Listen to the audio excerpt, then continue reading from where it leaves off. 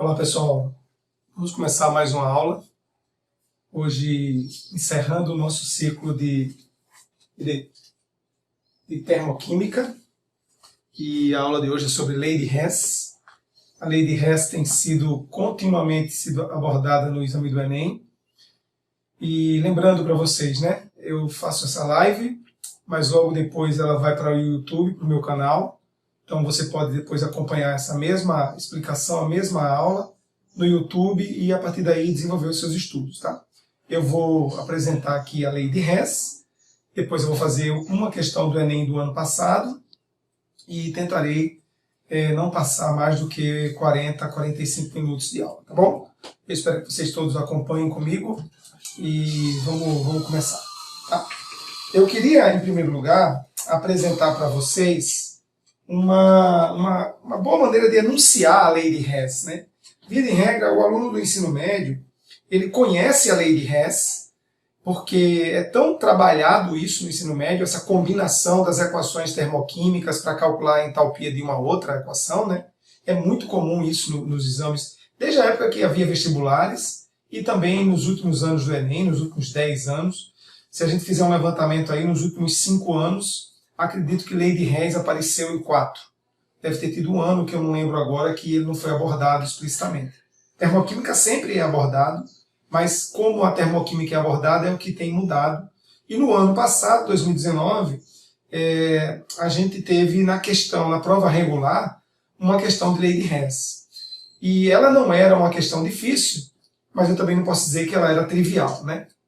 Quando é que uma questão de lei de Hess ela é trivial? Ela é trivial quando você tem as equações que vai manipular, você vai fazer operações matemáticas com as equações termoquímicas, às vezes invertendo, às vezes mantendo equações, às vezes multiplicando equações por algum número, algum coeficiente. E essa manipulação das equações fica fácil quando você tem a equação problema.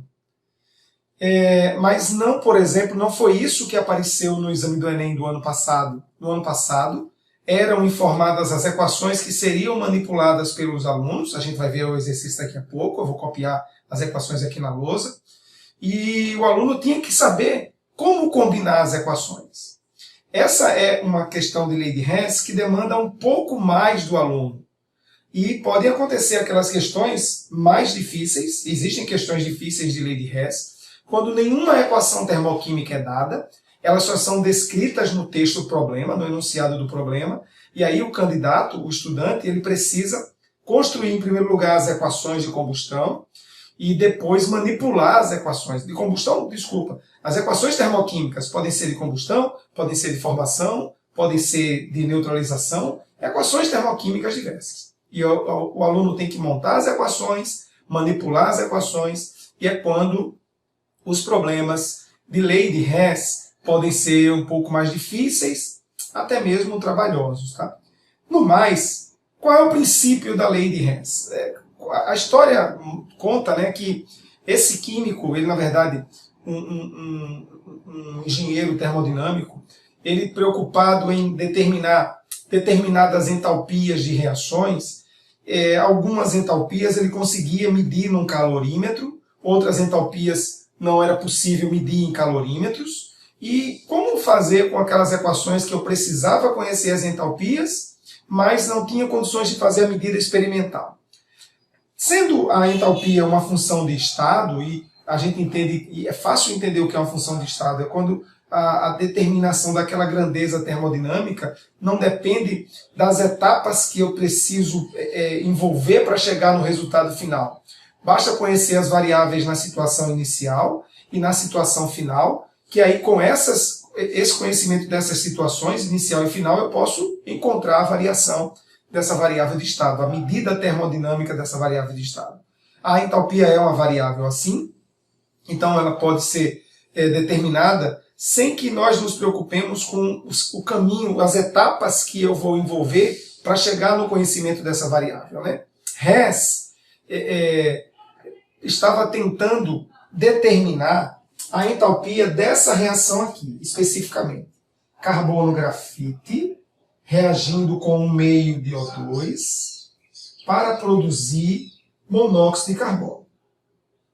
Qual a dificuldade na prática de determinar essa entalpia? A dificuldade é que, por mais que a gente olhe a equação termoquímica escrita aqui, na real, os oxigênios não decidem se ora eles vão se combinar com carbono para dar CO2 e ora vão se combinar com carbono para dar monóxido de carbono. O fato de eu ter um coeficiente estequiométrico equilibrando aqui as proporções atômicas não significa que, a nível atômico, molecular, essas coisas acontecem tão bem comportadas.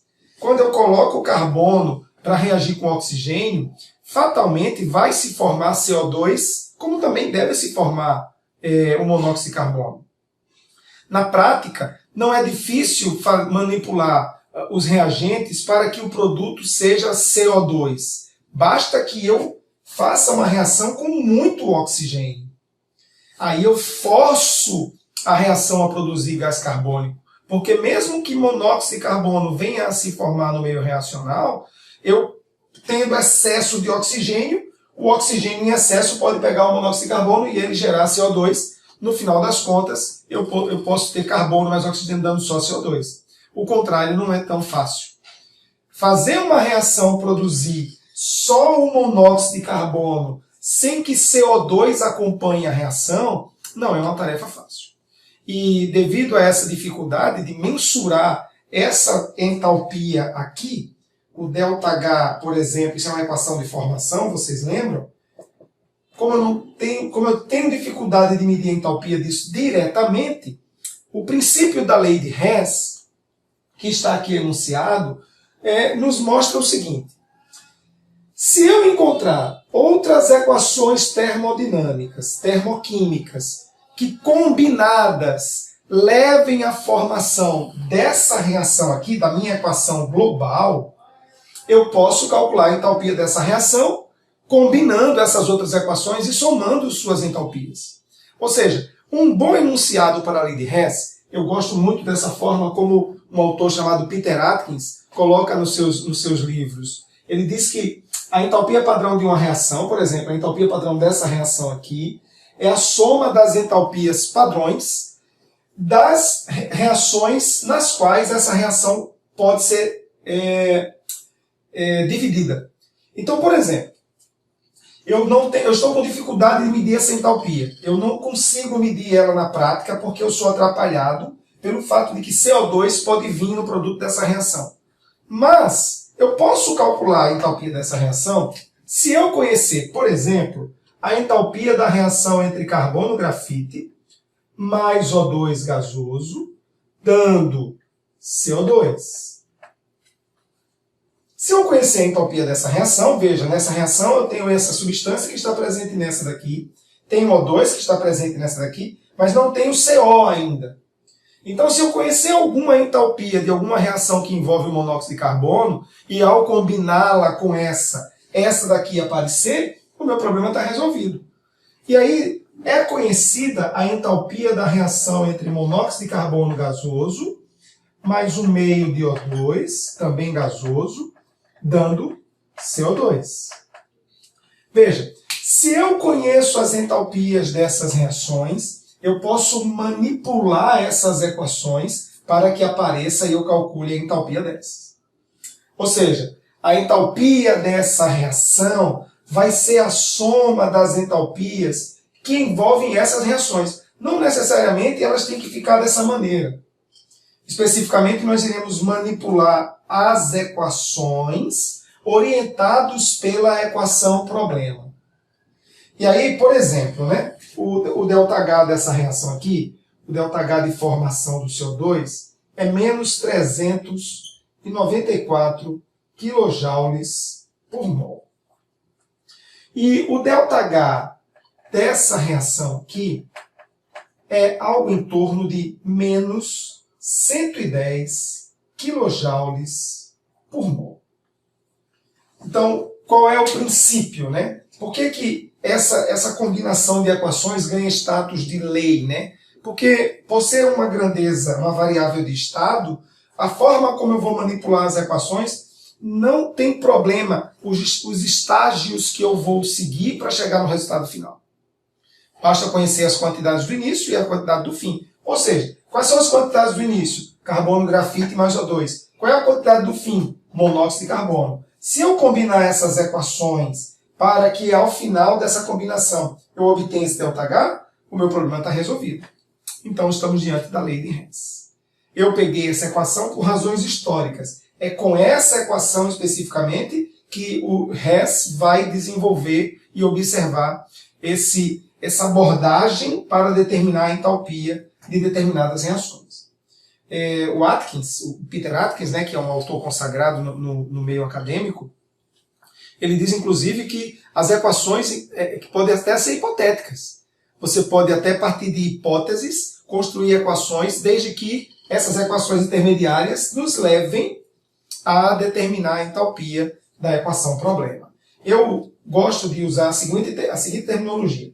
Essa equação a qual eu desejo calcular a entalpia, eu chamo de equação problema. Essas equações que eu tenho aqui, eu vou chamar de equações intermediárias.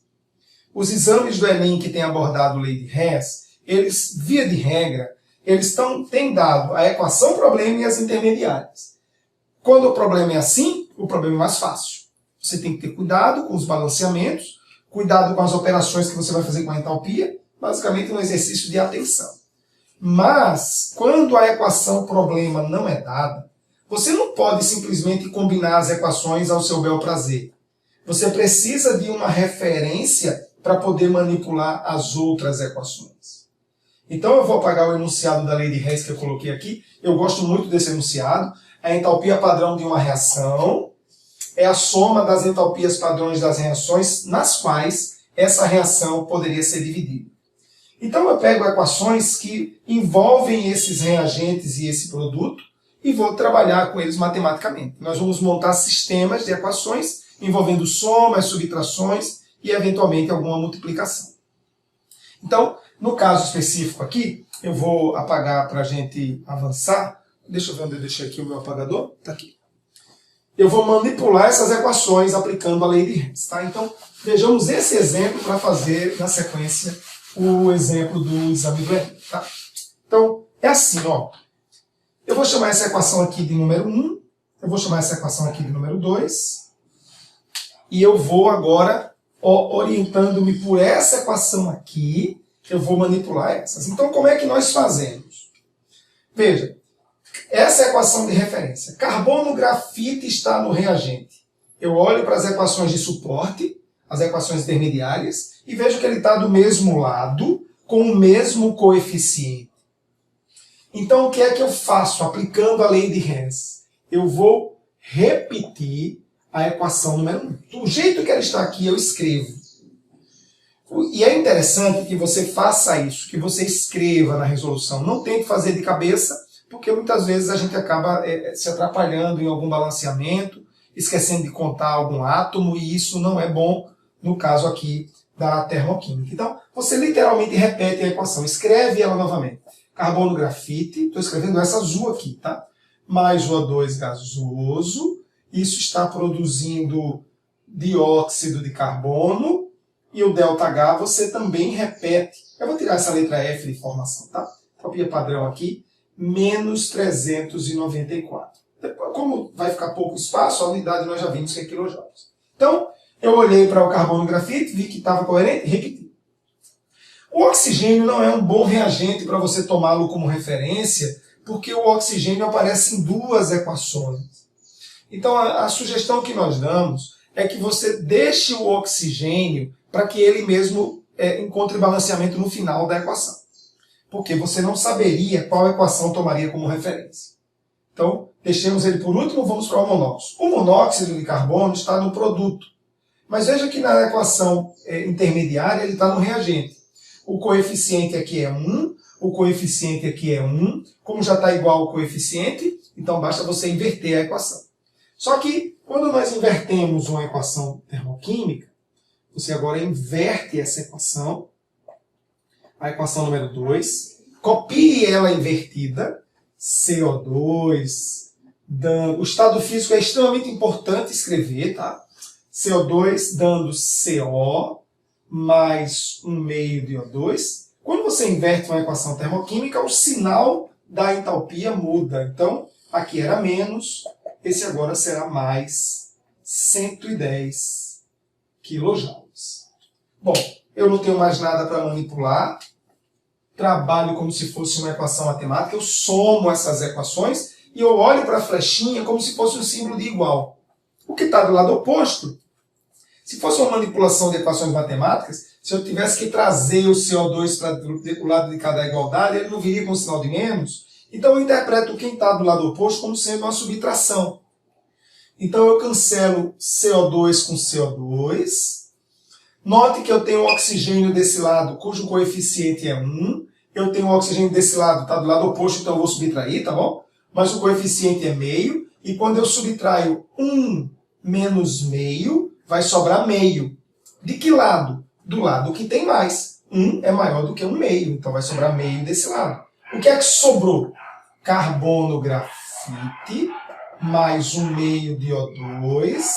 Isso irá produzir monóxido de carbono. Então eu determinei a entalpia da reação combinando as equações. Aí eu somo, vou repetir o sinal maior, né, menos, e essa conta vai dar 284 kJ.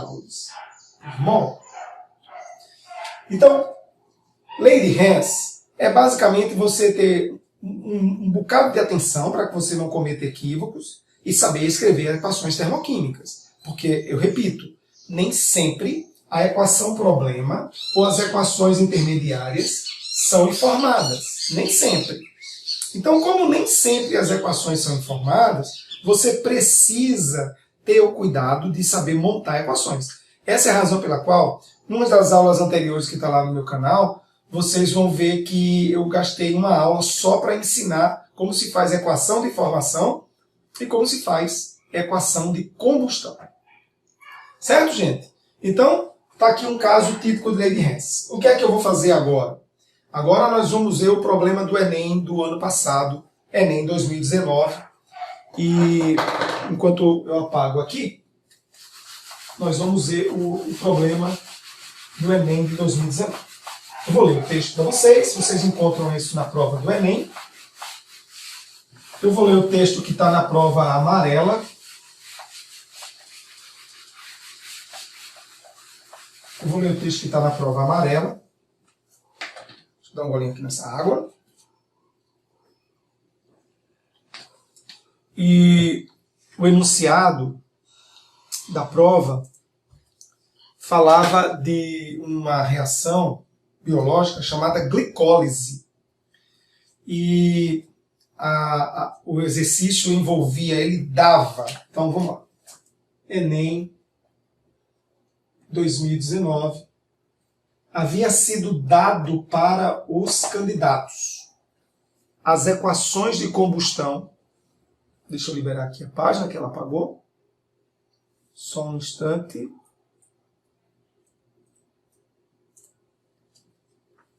Olha só.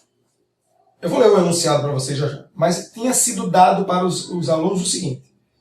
Glicose, C6H12O6 sólido, mais 6O2, dando 6CO2, 6CO2, mais 6H2O. O ΔH dessa transformação, menos 2.800 kJ. ΔH, menos 2.800 O2. Isso aqui ele deu sólido, ácido lático, gasoso, dando 3CO2 mais 3H2O. E esse ΔH foi dado, ele vale menos 1.344 kJ. Isso estava na prova. E aí o enunciado da prova, ele era importantíssimo nesse exercício, dizia o seguinte. Glicólise é um processo que ocorre nas células, convertendo glicose em piruvato. Piruvato é uma molécula derivada dessa, em que essa hidroxila se transforma numa carbonila. Apenas uma curiosidade, tá? Durante a prática de exercícios físicos, que demandam grande quantidade de esforço, a glicose é completamente oxidada na presença de O2. Entretanto, em alguns casos, as células musculares podem sofrer um déficit de O2 e a glicose ser convertida em 2 moléculas de ácido lático. Aqui está o detalhe desse exercício.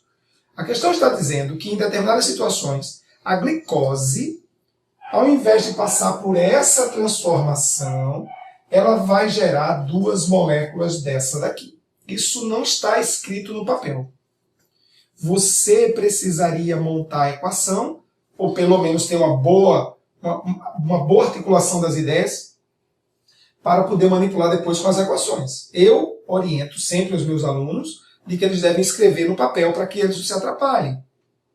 E aí a pergunta é a seguinte: as equações termoquímicas para a combustão da glicose e do ácido lático são essas aqui, foram dadas na prova, e ele quer saber, para o processo anaeróbico, é menos vantajoso energeticamente, por quê? Que processo anaeróbico? É o processo em que ele diz que a molécula de glicose vai dar 2 de ácido lático, ele não envolve o oxigênio. Os processos aeróbicos que envolvem o oxigênio foram dados. O problema é que o aluno tinha que fazer o seguinte: ele quer essa entalpia, C6H12O6 sólido, dando 2 vezes essa daqui, CH3, CHOH, COOH. É isso que o exercício quer. Ele quer que você determine o processo anaeróbico, que é esse daqui, a glicólise. E o detalhe, né, ele está mostrando que ele é menos vantajoso. Se ele é menos vantajoso, é porque a quantidade de energia envolvida nele com certeza vai ser menor do que essas aqui. Então, equação-problema, equações para você manipular. O que é que você teria que fazer usando a lei de Henry? Como é que você sabe que esse é um problema de lei de Henry? Porque você vai determinar a entalpia de uma reação combinando outros. E aí, olhe para a equação-problema. Ela não tinha sido dada, mas o enunciado disse como você deveria montá-la. Na equação-problema, glicose está do lado do reagente. Aqui ela já está do lado do reagente e o coeficiente também já está correto.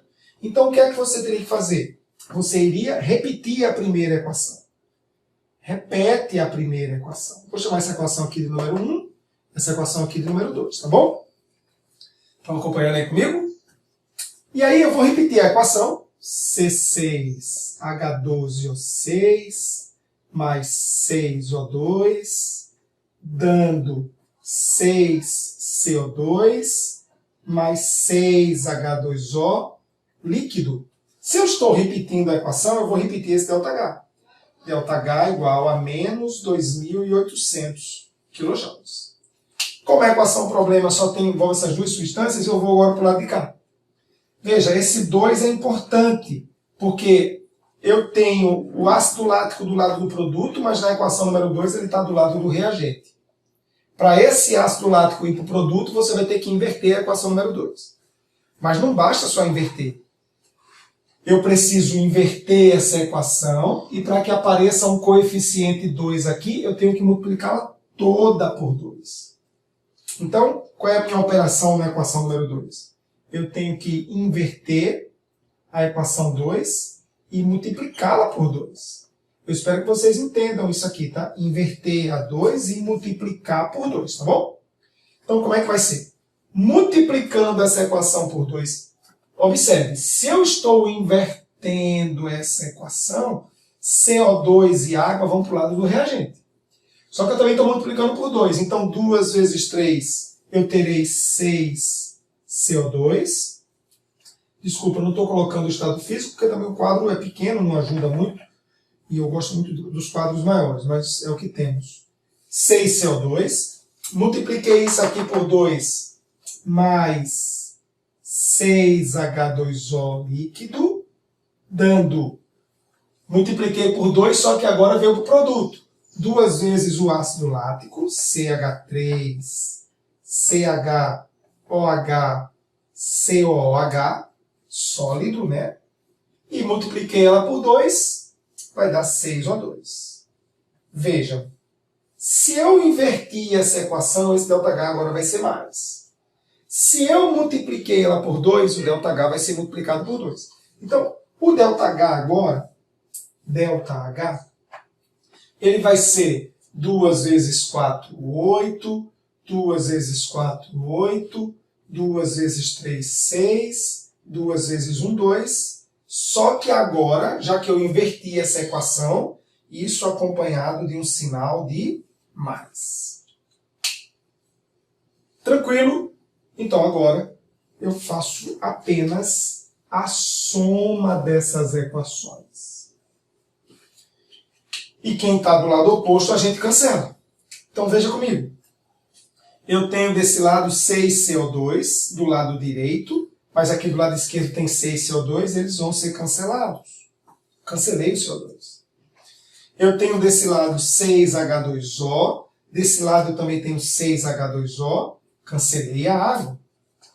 E finalmente, 6O2 com 6O2, sobrou apenas a equação problema.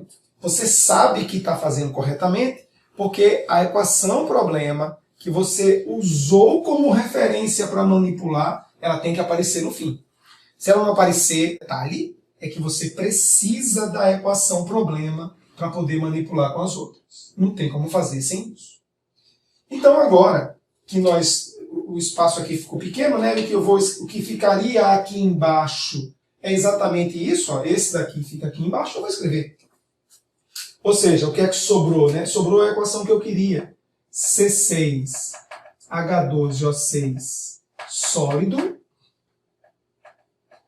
dando 2 CH3 CHOH COH sólido. Mas veja, né? ΔH não é esse aqui ainda não. Eu vou fazer o ΔH agora, tá, gente? Eu vou somar menos 2.800. Você literalmente soma. As operações com sinal você já usou. Menos 2.800. Menos 2.800. Mais 2.688. É uma conta que tá fácil pra gente, né, pessoal? Deixa eu só apagar aqui. Pra gente colocar. Eu vou colocar aqui do lado. Vou colocar aqui do lado. Então veja, 8 para 10 aqui vai dar 2. 9 para 10 vai dar 1. 7 para 8 vai dar 1. Aqui dá 0, repete o sinal do maior. Detalhe final, o ΔH menos 112 kJ. Se o ΔH foi menos, a reação libera energia sob a forma de calor. Veja que ela libera esse processo anaeróbico, porque não tem oxigênio, ele produz menos energia do que a queima num processo aeróbico. E então, nós teríamos como resposta para esse exercício, no exame do Enem de 2019, a letra A, que dizia assim, libera 112 kJ por mol de glicose. Então, se você fizer uma busca rápida na internet, eu acredito que todos vocês que estão aí estudando para o Enem, tendo que fazer seus estudos quase que meio que individuais, né? Apesar de existirem inúmeras opções de videoaulas hoje na internet, você já deve ter observado que os últimos exames do Enem têm sempre uma questão de lei de Hess. Algumas mais trabalhosas, algumas menos trabalhosas, mas você tem encontrado isso. Lembre-se, na videoaula anterior, né, na nossa aula anterior, eu expliquei a energia de ligação que tinha sido do exame do Enem, da prova de segunda aplicação. Então, de uma forma ou de outra, o INEP, né, que quem seleciona os itens, abordou o assunto termoquímica. E hoje a gente encerra essa termoquímica aqui para essas aulas do Enem. A termoquímica, propriamente dita, né, ela tem alguns desdobramentos importantes. Nós encontramos ainda no estudo da termoquímica, da termodinâmica química, seria melhor usar esse termo. Nós encontramos ainda grandezas como a entropia, que o exame do Enem não aborda, e eu até compreendo o porquê, né? entropia não são conceitos muito fáceis de o aluno no ensino médio, de uma maneira geral, acabar abstraindo e compreendendo. Um outro tema que é desdobramento, também na termodinâmica química, que o exame do Enem não aborda, é a energia livre de Gibbs. A energia livre de Gibbs poderia ser calculada, manipulada, né, da mesma forma que nós manipulamos a entalpia, assim como a entropia. Mas esses conceitos, eles, via de regra, não são vistos na grande maioria das escolas de ensino médio. É lógico que outras provas mais difíceis, né, principalmente o exame do ITA e o exame do IME, que são provas diferenciadas no grau de dificuldade, elas abordam esses temas. Hoje você só vai encontrar questões envolvendo entropia e lei de Hess, especificamente nos exames do ITA e do IME. Você não encontra, nem na FUVEST você encontra essas coisas. Então é isso. Eu quero encerrar por aqui. Nosso módulo de termoquímica, todas as aulas estão lá no canal do YouTube. Essa também estará. Você vai poder acessar em Química com o professor Sandro Dutra. Ela vai estar disponível provavelmente amanhã. E aí você já vai também aproveitar para os seus estudos. Tá? Um abraço a todos. Eu espero que vocês tenham compreendido essa aula de hoje. Até mais.